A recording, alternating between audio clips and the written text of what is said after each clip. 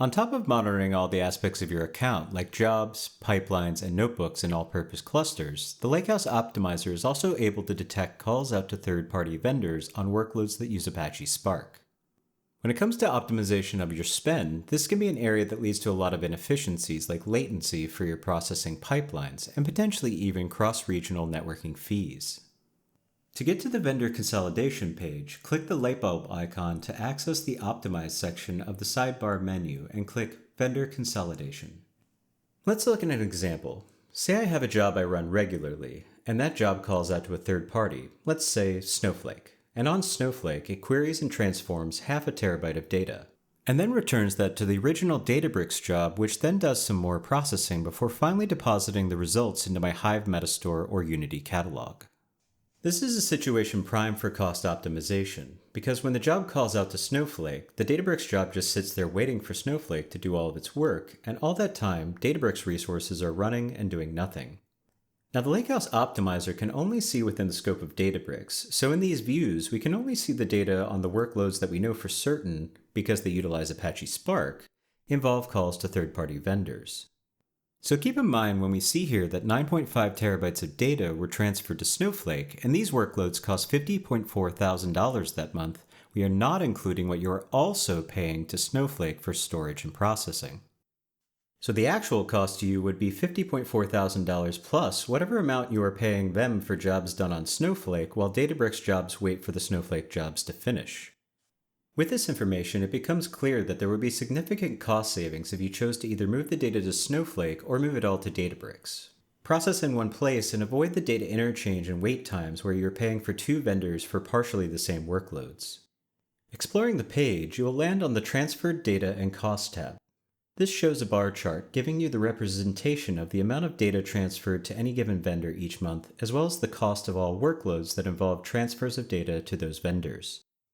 The donut chart on the left gives you an idea of your overall comparative cost distribution. If you click the option for Total Cost Distribution, you will see all costs, including jobs that don't include third-party vendors, represented as no vendors. Optimally, you would want this to be the biggest chunk of the pie, as that would mean your waste is minimal. However, the default view excludes non-vendor related workloads, so you can see what percentage of your vendor workloads go to which vendor. This lets me clearly see that Snowflake makes up over half of my cost of all workloads calling to third-party vendors. Next, we can jump over to the Migration Opportunities tab. This shows you all the jobs, notebooks, and pipelines dependent on a vendor, which vendor, the workspace, total cost for the time period, how long all those job runs took to execute, the data transferred, and most importantly, wait time. The amount of time you are paying Databricks to have resources available, but not do work. This view orders your jobs by the highest impact if they were to be migrated, so if you want to reduce the cost of your data interchange between Snowflake and Databricks, this is a good job to start with.